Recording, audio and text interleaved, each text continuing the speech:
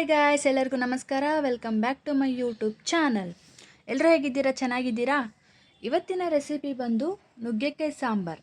ಈ ನುಗ್ಗೆಕಾಯಿ ಸಾಂಬಾರನ್ನ ಹೇಗೆ ಮಾಡೋದು ಅಂತ ನಾನು ಇವತ್ತು ನಿಮಗೆ ತಿಳಿಸ್ಕೊಡ್ತಾ ಇದ್ದೀನಿ. ಇದಕ್ಕೆ ಬೇಕಾಗಿರೋ ಇಂಗ್ರೀಡಿಯೆಂಟ್ಸ್ ಬಂದು ಫಸ್ಟು ಒಂದು 5ರಿಂದ 6 ಟೊಮೆಟೊ, 2 ನುಗ್ಗೆಕಾಯಿನ ತೊಳೆದು ಕಟ್ ಮಾಡಿ ಇಟ್ಕೊಂಡಿದ್ದೀನಿ.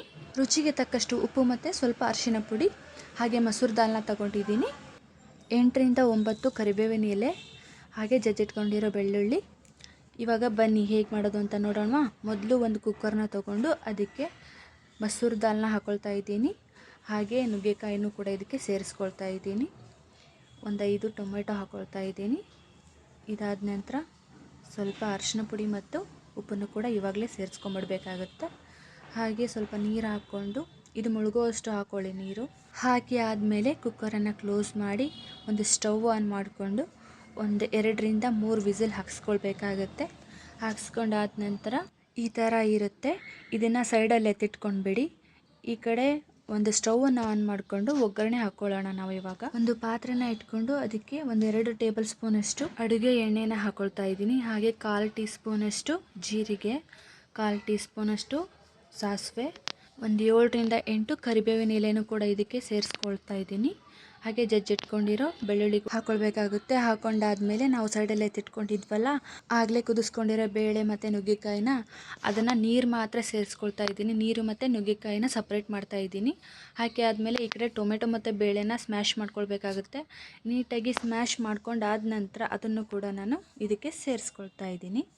ಸೇರಿಸಿದಾದ್ಮೇಲೆ ಈ ಥರ ಕಾಣಿಸುತ್ತೆ. ಸ್ವಲ್ಪ ನೀರನ್ನು ಕೂಡ ಸೇರಿಸ್ಕೊಂಡು 1 ಟೇಬಲ್ ಸ್ಪೂನಷ್ಟು ಖಾರನ ಹಾಕ್ಕೊಳ್ತಾ ಇದ್ದೀನಿ. ಚಿಲ್ಲಿ ಪೌಡರ್, ರೆಡ್ ಚಿಲ್ಲಿ ಪೌಡರ್ನ ಹಾಕ್ಕೊಳ್ತಾ ಇದ್ದೀನಿ.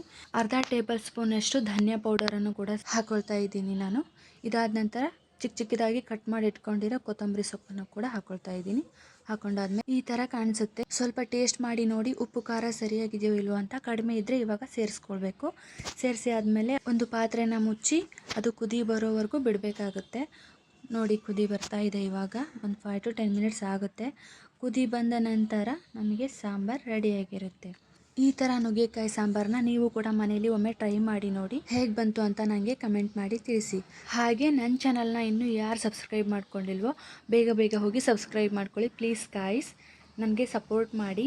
ಹಾಗೆ ನನ್ನ ವಿಡಿಯೋನ ಲೈಕ್, ಶೇರ್ ಆ್ಯಂಡ್ ಕಮೆಂಟ್ ಮಾಡೋದನ್ನು ಮಾತ್ರ ಮರಿಬೇಡಿ. ಇದೇ ಥರ ಒಳ್ಳೆ ರೆಸಿಪಿಯೊಂದಿಗೆ ನೆಕ್ಸ್ಟ್ ವಿಡಿಯೋದಲ್ಲಿ ನಾನು ನಿಮಗೆ ಸಿಗ್ತೀನಿ. ಅದಕ್ಕೂ ಮುಂಚೆ ಸಬ್ಸ್ಕ್ರೈಬ್ ಮಾಡ್ಕೊಳ್ಳೋದು ಮಾತ್ರ ಮರಿಬೇಡಿ. ಹಾಗೆ ನನ್ನ ವಿಡಿಯೋನ ಇಷ್ಟೊತ್ತವರೆಗೂ ನೋಡಿದ್ದಕ್ಕೆ ತುಂಬ ಥ್ಯಾಂಕ್ಸ್. ಇದೇ ರೀತಿ ಸಪೋರ್ಟ್ ಮಾಡ್ತೀರಿ. Bye guys. Thank you all.